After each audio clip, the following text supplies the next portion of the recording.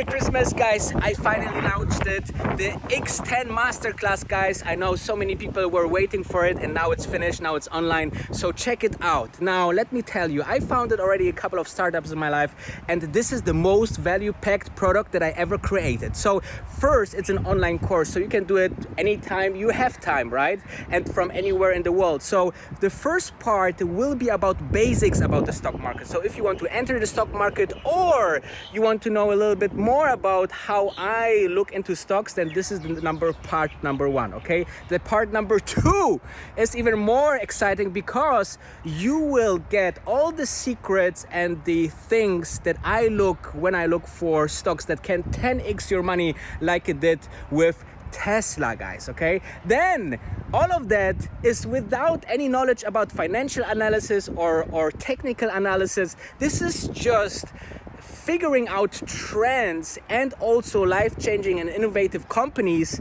And moreover, you will get a Discord access for life, okay? So no monthly payment, just lifetime access into my Discord chat group. And finally, a 107-point checklist for Excel. So you just put all of this information that I ask you in this Excel file step by step, and then you will see how potential this stock investment is. Guys, did I forget something? Oh, and only for 3 days until the 27th of December, which is my birthday, you will get 27% off the original price with this code WOLF27. So guys, it's changed my life. Now it's about to change yours. It's a new opportunity. Go for it, and I see you on the other side. Thanks. What the news! Elon Musk it's just amazing breaking news just like that on his Twitter. And he just tweeted that Apple was one of his favorite companies to buy Tesla in very bad days. However, while everybody is talking about that and, just giving you the news, I will show you that there's a good opportunity that Tesla will buy Apple in 2035. We wish you a Merry Christmas. We wish you a Merry Christmas. So, Merry Christmas. I hope you have a fantastic 3 days of Christmas, or even a longer holidays, and enjoying with family or with friends, and smashing the like button and the subscription button. This is very important, guys, and let's dive directly into it, because as of a couple of hours ago, Brett Winton on the Twitter said the following. He's, by the way, working for ARK Invest, okay? So that's why you see his nickname is Winton ARK. And he says Apple still reportedly planning to build an iCar. The apparent secret sauce: they watched the live stream of Tesla's Battery Day. They also took notes. Then those notes were exclusively leaked to Reuters so they could hire, hoping to begin production by 2025. And here's a little bit out of information. What was this note? So as for the car battery, Apple plans to use a unique monocell design that bulks up the individual cells in the battery and frees up space inside the battery pack by eliminating pouches and modules that hold battery materials, one of the people said. Apple's design means that more active material can be packed inside the battery, giving the car potential longer range. Apple is also examining a chemistry for the battery called LVP, or lithium iron phosphate, the person said, which is inherently less likely to overheat and thus safer than other types of lithium batteries. So, central to Apple's strategy is a new battery design that could radically reduce the cost of batteries and increase the vehicle's range, according to a third person who has seen Apple's battery design. Two people with knowledge of Apple's plans warned pandemic-related delays could push the start of production into 2025 or beyond. Okay, so this is the context. And then Elon Musk said, strange if true, Tesla already uses iron phosphate for medium-range cars made in our Shanghai factory. A monocell is electrochemically impossible as max voltage is around 100x too low. Maybe they meant cells bonded together like our structural battery pack, question mark. During the darkest days of the Model 3 program, I reached out to Tim Cook to discuss the possibility of Apple acquiring Tesla for 1/10 of the current value. He refused to take the meeting. So this is what you need to know about the absolutely crazy tweet that was just published by Elon Musk. And now let's dive into what I think why Tesla could buy Apple instead in 2035. So there's a couple of things we need to discuss in the second category before we diving into the conclusion. So understand that Apple is this absolutely fantastic brand, and the car itself will get an entertainment piece rather than a transformational device to transfer you from A to B. Think about it. So in the future, in a couple of years, the car will not have any steering. It will be rather like a taxi, and everybody will use it just for a couple of minutes or hours, depending what is your road, and be sitting in the car and watching Netflix or advertising or be entertained in some kind of way into the car. And this is then a nice way for Apple to introduce and infuse their services like cloud, like working into the environment, like having arcade playing inside a self-driving car. Maybe do even fitness if the car is big enough, right, for one person. Maybe you can order specific fitness cars that are having a small fitness studio inside the car. You have to think outside the box. The cars maybe will be buses where they will be sponsored by Starbucks, and I will have a coffee bar inside. There will be so many opportunities out there for this new generation of transportation. Of course, there will be people, driving by their own, but this will be a very, very small amount. That's just the fun of it will definitely stay. But it will be safer, it will be more entertaining, you will be more valued because you will just, have so much more time, and you can use the time inside the car to work, to be entertained, to play, whatsoever. On the other side, you need to understand how big actually Tesla will be. And here's an article that I found which described this a little bit. So we need to understand that there is different kind of methods of putting a value of Tesla in the future, and this article is actually talking about the value in 2030. I think 2030 is maybe too early to see if Apple downgrades, because Apple need to innovate, guys.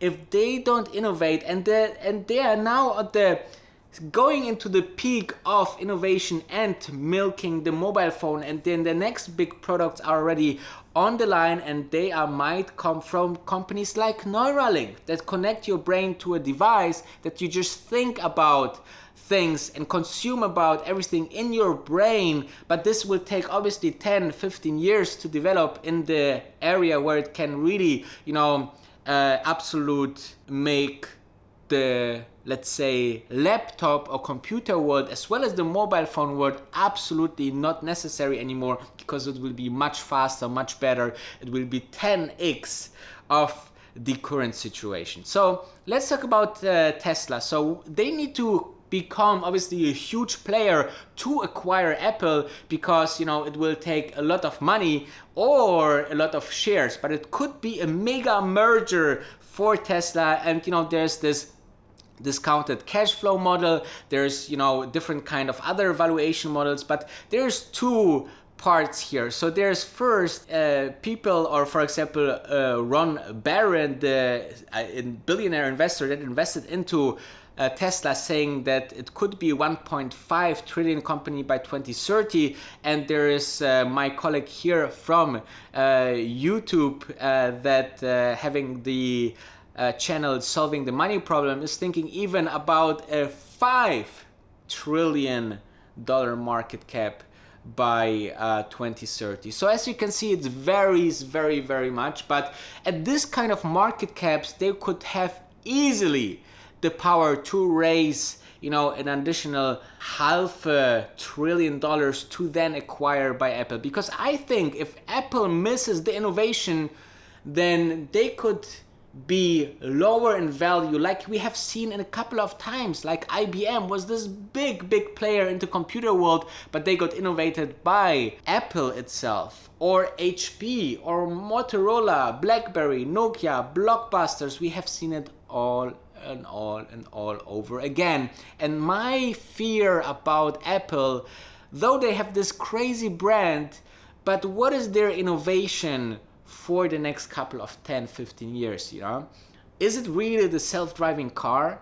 Can they be so competitive that they can make good money out of that? I mean, they have business plans in place, and maybe by the ecosystem you pay, you know, not only $10 for the iCloud or $10 for your music and $5 for your arcade, but also you will pay, you know, $25 or $50 for your Apple transportation, right? It could be working, but it will take a little bit of time, and you know, it will be the question if Tesla by then not absolutely disrupt the whole industry and will have such a market cap that Apple will still have its market cap, but by competition they could be, you know, outrun, and they will use a lot of their cash pile right now to finance this project and to market this project and so on. So it will be quite interesting over the next couple of years. This is guaranteed.